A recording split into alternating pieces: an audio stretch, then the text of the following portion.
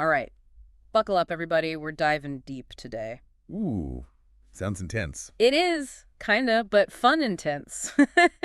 We're looking at how economics and epistemology, how we know stuff, Right. how those two connect, especially when it comes to like capitalism, big systems. Yeah, always a hot topic. So we've got this YouTube guy, the Reluctant Prophet. He's all about free markets, pretty vocal. I've seen him around online, yeah. And then we've also got some like heavier academic articles all about how knowledge even gets made in social sciences. So, like, is econ even science, that kind of thing? Exactly. Get ready to have your mind blown, folks. It's fascinating how often we talk about economics like it's settled, like physics or something. But it's all like models and theories, right? Totally. So many different views on how it all works, even what words mean, like what even is capitalism anymore. And that's what this Reluctant Prophet guy is, like really hung up on how language gets used, especially by these postmodernist thinkers. He mentions them a lot. It's a little jargony, but yeah, they get into some deep stuff. He talks a lot about deconstruction. Have you ever heard that applied to, like, money matters? Not super common, but it makes sense. Deconstruction is basically, looking at a word and realizing it doesn't have one meaning. Oh, yeah, Like it challenges the simple opposites we use, good versus bad, or like pure capitalism versus pure socialism, those neat boxes. So instead of just looking up a definition, you got to think about, like, who's saying it and why. Exactly. Their agenda, their background, all of that. Sneaky. Well, not always, but take free market sounds great on the surface, Yeah, right? sure. Freedom. Who doesn't love that? But if you deconstruct it, what does free even mean here? Free from what? For whom? That's what this Reluctant Prophet is worried about. That words are being twisted, basically. Kinda, yeah, that they're being used to hide stuff as much as they explain stuff, especially in systems as complex as, global trade and all that. He even says that this whole deconstruction thing, it can, like, break down our ability to even think logically about economics. Oh, I see where he's going with that. Like, if everything's relative, how can you even debate? It's like playing chess with someone who keeps changing the rules every other move. Uh-huh. Yeah, that'd be frustrating.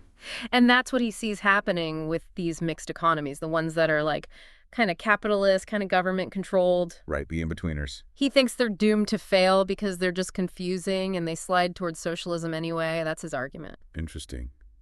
So, not a fan of government intervention then? Oh, he's got a story about that, trying to import, I think it was wine into Norway. Norway, okay. Which is supposed to be one of these mixed systems, but he hit this wall of regulations, monopolies, like impossible to compete. So his takeaway is, even if the government's trying to help, they just mess things up. Pretty much. Makes you wonder, is it really for the public good, all this intervention, or is it just making things better for the people who are already powerful? Good question. And how do we even know which is which? Economics isn't like a simple math problem. Nope, way more to it. Oh, those articles we've got, they get into this, how, like, what we know is shaped by what we've experienced ourselves, Right, our own little world. Call it situated knowledge, catchy, right? Definitely. It's huge EE here, that idea. Because it means even in economics, where you'd think it's all objective numbers and stuff, Yeah. our own biases creep in, how we see the data, what we choose to measure, all that. So someone who grew up with like tons of social safety nets, they might have a different idea of what fairness means in the economy compared to someone who, came from a super individualistic background. Absolutely. Their whole worldview is going to be different. So then the big question is, if all knowledge is kind of situated, how do we decide who to trust when it comes to something as important as like how our country runs its money? Yeah, that's the million-dollar question, literally. My head's already spinning and we're just getting started. Right. Okay, so much to unpack here. Right. It's like economics is subjective, way more than we think. It's not just about the numbers. It's about who's counting them, what stories they tell. It's about power, too, whose voices get heard. Exactly. So then how do we make decisions, economic ones? I mean, if it's all this squishy, That's where things get tricky, yeah. This Reluctant Prophet guy, he's all about free markets being the best way, most efficient, most ethical, that whole thing. He's pretty hardcore about it. He even says, like, capitalism itself, the word, has become this scary thing people throw around. Oh, yeah, buzzword. Like a boogeyman, he says, to scare each other without really knowing what it means. So he's saying, look past the labels, focus on the actual mechanisms, what's happening. Yeah, and he makes a big distinction between a really free market, like no one interfering, people doing their own thing. Laissez-faire, the purists call it. Versus these mixed economies where the government's got their hands in everything. Which is most of the world, really. And he hates those, thinks they're unstable by nature because anytime the government gets involved, it just messes things up worse. Always unintended consequences, right? That's his whole argument. And then he tells that story about, remember trying to import wine into Norway? Oh, yeah, that was wild. Which is supposed to be one of these mixed systems, but he hit all these roadblocks, regulations, monopolies, couldn't get a foot in the door. Sounds frustrating. So he's like, see? Yeah. Even when the government's intending to help, they just create advantages for the people who already have the upper hand. He sees a pattern there, for sure. He calls it like a microcosm of a bigger problem, that government just breeds corruption, cronyism. He even mentions, like, the military-industrial complex, that whole web of connections. Eisenhower warned about that ages ago, right? Way back, yeah. But the idea is still relevant, that government spending, it can warp markets, create these weird incentives where only a few benefit at everyone else's expense. But then isn't the flip side, like, if you get rid of all rules, all oversight, won't you just end up with, like, mega corporations doing whatever they want, exploiting people, trashing the environment? That's the counter-argument, for sure. The need for some kind of safety net. Some checks and balances. Right. And this reluctant prophet, he gets that, those concerns.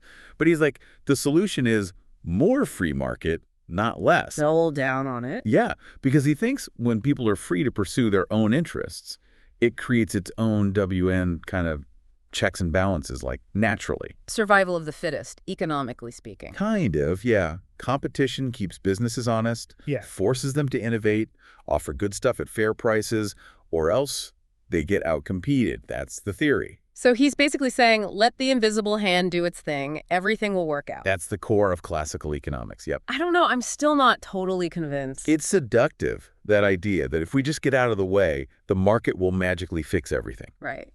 Sounds nice. But as we've been talking about, it's not that simple.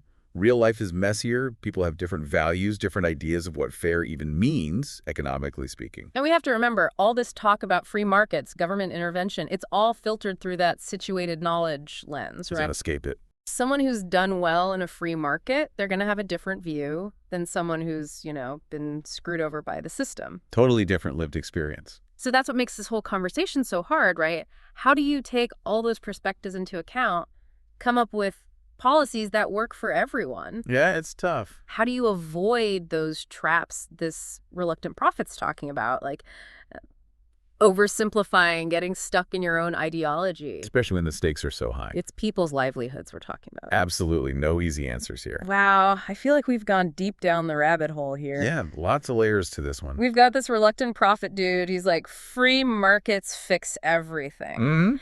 Then these articles are all, hey, but all knowledge is, like, biased based on your own experience. Situated, yeah. And then there's the real world where economies are just messy. They don't fit in any neat little box. No, they really don't. So, like, where do we even go from here? How do we make sense of it all? That's a challenge, right? We want easy answers, one theory that explains everything. Yeah, just tell me what to think. But it doesn't work that way, especially with something as complex as, global trade and all that. It's like, we're trying to solve a puzzle, but the pieces are all weird shapes, and we don't even know what the picture's supposed to be. Huh.